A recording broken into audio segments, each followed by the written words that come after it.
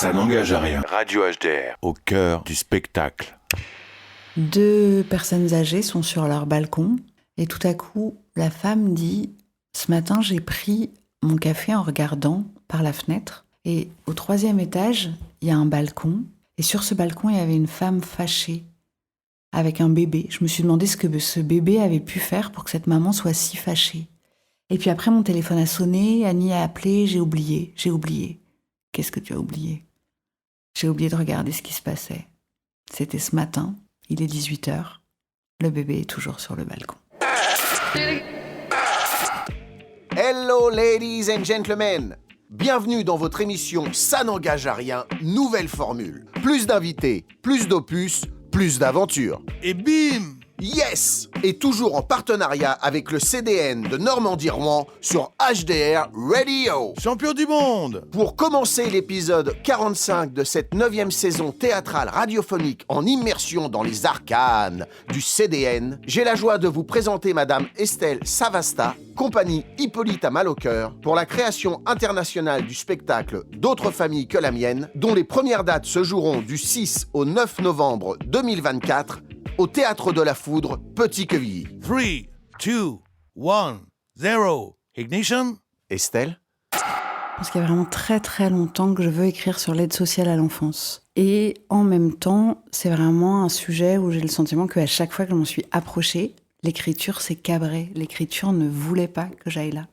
Et je pense que l'écriture ne voulait pas que j'aille là parce que moi, je fais pas du tout un théâtre documentaire. Et je trouvais ça difficile d'écrire sur l'aide sociale à l'enfance sans faire un spectacle militant. Et sans faire un spectacle à charge, un texte à charge. Donc j'ai été d'abord me demander, chercher des cas où ça avait fonctionné, des cas d'enfants placés où tout à coup l'histoire n'était pas désastreuse.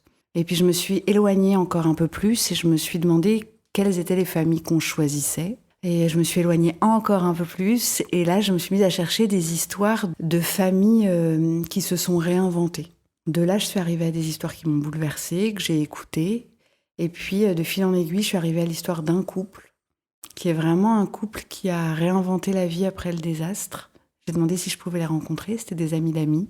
Ils ont fait mieux que me rencontrer, ils m'ont invitée chez eux 3 jours. Je les ai écoutés pendant 3 jours, je les ai interviewés à tour de rôle. Ils se racontaient pas ce qu'ils nous disaient. Et leur histoire, j'ai compris quand je l'ai écoutée que ça allait être l'histoire à partir de laquelle j'allais pouvoir écrire toutes les autres histoires que j'avais envie de raconter. Que ça allait être comme le creuset dans lequel j'allais pouvoir faire fondre toutes les histoires que j'avais envie de raconter. Donc une fois que celle-là, je l'ai eue dans ma besace, là, j'ai pu commencer à aller écouter des enfants placés, des anciens enfants placés, des éducateurs, des psychiatres, des familles d'accueil, des chefs de service. Voilà. Et à partir de tout ça, j'ai tricoté une fiction qui s'appelle D'autres familles que la mienne. On nous tue les oreilles avec le sacro-saint premier amour, les traces qu'il laisse, sa puissance et sa joie. Tous les livres parlent de ça, tous les films parlent de ça. On se prépare et on est prêt. On est prêt à être amoureux.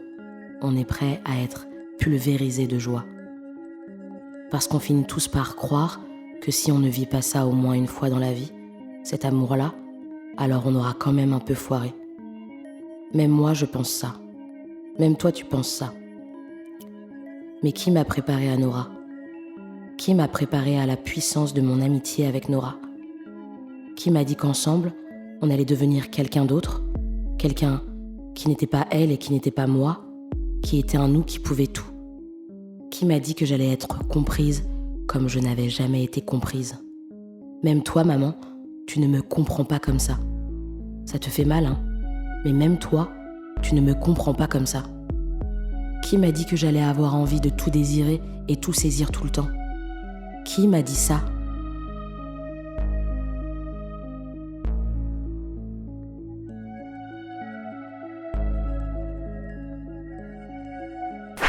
Ça n'engage à rien. Moi, j'aime me dire qu'il y a un vrai pouvoir de la rencontre, par exemple.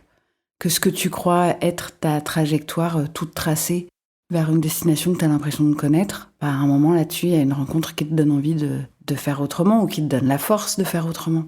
C'est une chose qui me met en joie, en fait, de me dire que j'ai l'impression que vraiment ce qui change ma vie, en tout cas la mienne, C'est les rencontres que j'y fais qui font des changements de trajectoire, qui me donnent de la nouvelle force, des nouvelles envies. Et je crois que c'est ça que j'ai envie de raconter. Mais moi, je crois que je fais ce métier aussi pour ça, parce que c'est des métiers de rencontre. C'est des métiers où tout à coup, on est une bande. On se connaissait pas. Là, par exemple, dans les acteurs de la compagnie, il y en a qui sont des vieux et précieux amis. Il y en a qui ont rejoint la compagnie il y a pas longtemps, qui viennent de nous rejoindre. Eh ben, on se connaissait pas, et tout à coup, on est une bande. Et ensemble, on va faire une histoire, on va créer une histoire qui n'aurait jamais été celle-là si elle n'avait pas été avec ces gens-là. Vous en êtes où?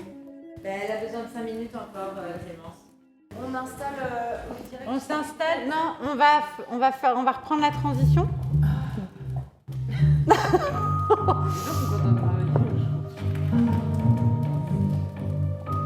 Non, ok, vous voulez reprendre au Time's Up? Non, et Zoé est pas là, oublions ça. Non, reprenons au Time's Up. Reprenons au début de la deuxième partie. Allez, vous avez gagné. On fera ça tout à l'heure. Moi, j'adore l'idée que tout le monde travaille pour tout le monde. Par exemple, je sais pas, une scène de rencontre entre un homme et une femme. Je sais l'histoire que je raconte et je sais qui sont les acteurs qui vont jouer ces personnages-là. Donc je sais par qui va être jouée cette scène-là. Et eux aussi le savent. Mais on a quand même fait une impro de rencontre où tous les chacun ont rencontré toutes les chacune. Et on a fait des impros à partir de là. Et tout le monde regarde tout le monde avec l'idée que, ouais, tout le monde travaille pour tout le monde. J'aime bien cette idée-là, moi. Alors, je ne mets pas que c'est une écriture collective, c'est pas vrai. Parce qu'au final, c'est moi qui fais les choix, c'est moi qui décide quelle scène on garde. Puis entre les sessions de répétition, je les retravaille. Mais il y a tellement de choses qui viennent d'eux et qui seraient tellement moins savoureuses si je les avais écrites toute seule. Donc moi, ce que je ferais, c'est que je ferais aujourd'hui Time's Up mariage. On fait un saut par-dessus les 8 années. On va jusqu'à la fin on continue jusqu'à la fin de la deuxième partie. Demain matin, on travaille les 8 années dans le détail, dans le jeu, juste tous les 4. Et demain, en début d'après-midi, dès qu'on a fini ça, on file toute la deuxième partie pour résoudre cette question de qu'est-ce que ça fait d'entendre tout ce son tout le temps. Je travaille pas toujours avec les mêmes. Je fais pas forcément des bandes qui durent 15 ans. Il y a des gens qui travaillent avec moi depuis 20 ans, mais à chaque fois, la bande, elle est pour un spectacle, souvent. Et en fait, j'adore ça. L'idée que là, depuis une petite année, et j'espère pour 2-3 ans, ça, c'est ma bande. Et que cette histoire, elle nous appartient, et qu'elle nous appartient vraiment. C'est pas mon histoire et ils l'ont adoptée. Elle nous appartient. Et bientôt, elle va d'ailleurs leur appartenir bien plus qu'à moi.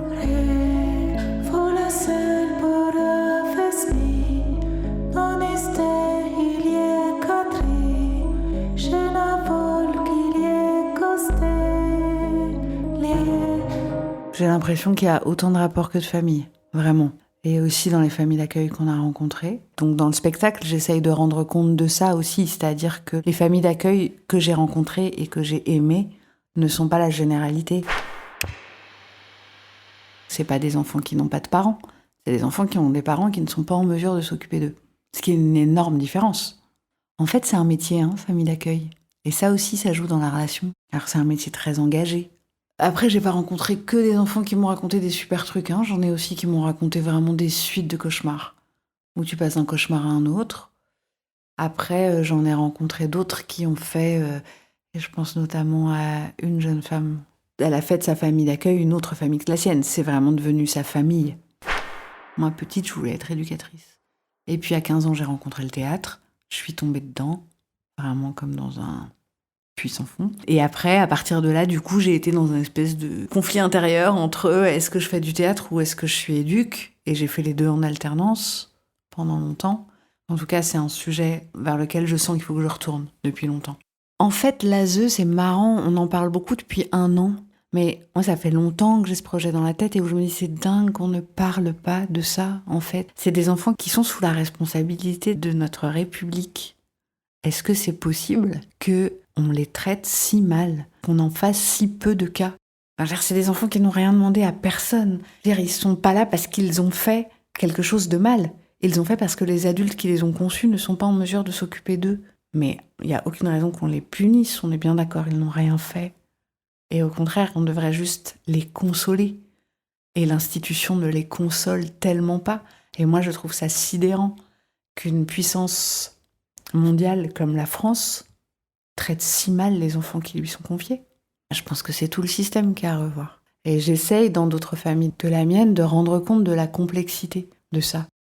Il y a un personnage d'éduc auquel je me suis beaucoup attachée dans ce spectacle. Et c'est quelqu'un qui fait de son mieux, qui fait vraiment de son mieux. Mais le système dans lequel il est pris ne lui permet pas que son mieux soit du vraiment bien. Qu'est-ce qui fait qu'un souvenir un jour imprime une mémoire ? Qu'un événement parmi une multitude devient le premier souvenir ? Ce que je sais de moi, je le sais parce que des hommes et des femmes ont collé des photos dans un cahier de vie, les ont légendées. Je ne me souviens pas de l'appartement dans lequel j'ai vécu avec ma mère. Je ne me souviens pas d'avoir été oubliée sur un balcon. Je ne me souviens pas non plus de mon arrivée chez Amélie et Mathieu. Mon premier souvenir est moite comme le lit d'une enfant malade. Amélie a mis une serviette humide sur mon front. Pour ne pas que je reste seule, elle s'est allongée au pied de mon lit. Elle tient ma main et elle s'inquiète. Mon premier souvenir est cette inquiétude. Peut-être qu'Amélie a peur que je sois très malade, que j'ai mal, peut-être qu'Amélie a peur que je meure. Son inquiétude ne m'inquiète pas, son inquiétude me rassure, son inquiétude me bouleverse. J'ai 5 ans. Ma mémoire se met en route. Ça n'engage à rien. Moi, j'ai été éduque, c'était le rêve de ma vie. Et quand j'ai commencé à travailler, j'ai eu vraiment le sentiment que j'étais à ma place, comme jamais j'avais eu le sentiment d'être à ma place. Et peut-être même plus à ma place que sur un plateau. J'ai tenu 9 mois. Je suis partie en disant, en fait, je crois qu'on fait du mal aux enfants qui nous sont confiés. Et moi, je ne veux pas participer à ça.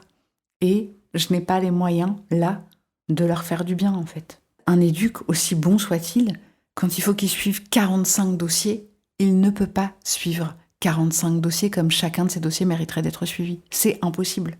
Il y a des familles d'accueil qui ne demanderaient qu'à être en lien, qui disent « Mais moi, en fait, j'ai besoin d'aide. Je ne peux pas exercer ce métier si seul. » Il n'y a personne. Mais pas parce que les gens s'en foutent, pas parce que les gens sont mauvais, parce que les gens sont surchargés de travail. Et c'est là où je crois que tout ça, tout en haut, c'est quoi ? C'est une question de fric. Ce qui est arrivé beaucoup, c'est qu'on est des enfants, puis ensuite on a les enfants de ces enfants qui sont placés. Puis ensuite on a les enfants de ces enfants de ces enfants. Il y a des enfants qui sont placés sur 3, sur 4 générations. Qu'est-ce qu'on fait pour lutter contre le déterminisme social ? Qu'est-ce qu'on met en place pour ça ? Il faut 6 générations pour se sortir de la pauvreté. Ben là, on se rend bien compte que l'égalité des chances, c'est quand même une vaste fumisterie. Enfin, on fait rien pour que ça puisse exister, en fait.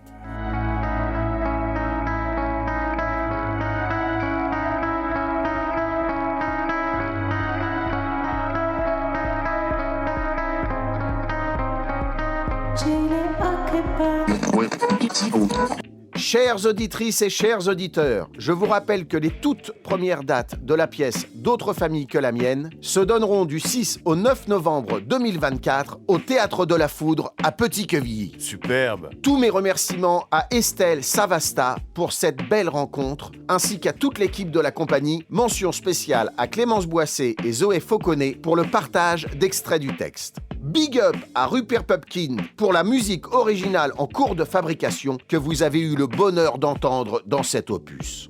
Enfin, un grand merci au CDN de Normandie-Rouen pour leur confiance renouvelée. Big up à Charlotte Flamand et Raphaël Parès. Vous pouvez retrouver ce podcast sur tous les bons supports appropriés ainsi que sur l'audioblog Arte Radio. Conception, animation, réalisation, Steve Brunet. Montage, mixage, réalisation, Nicolas Leborgne. Merci infiniment à vous d'être partis avec nous en voyage pour cette nouvelle aventure radiophonique. On se retrouve très très vite pour une histoire de chien blanc, je crois.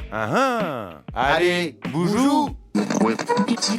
Si j'étais une super-héroïne, mon super pouvoir, ce serait de rendre les gens doux. Si je pouvais rencontrer une personne à travers le passé, le futur ou le présent, je crois que j'aimerais rencontrer Poulan Devi, qui est une sorte de pirate indienne, qui a une vie qui m'a fascinée beaucoup. Alors elle, en matière de reconstruire la vie après le désastre, elle est championne toute catégorie. J'aimerais bien être exquis, parce que vraiment j'adore ce mot. Si j'étais un adage. Parfois dans la vie, pour être quelqu'un, faut être plusieurs. Si j'étais une odeur, je serais l'odeur des pâtes à l'ail que fait mon père. Parce que ça, c'est une odeur qui me sauve de tout. Si j'étais une claquette ou une claquette chaussette, ce serait la claquette de Chantons sous la pluie. Elle se porte avec des chaussettes, mais c'est pas la même que les claquettes chaussettes.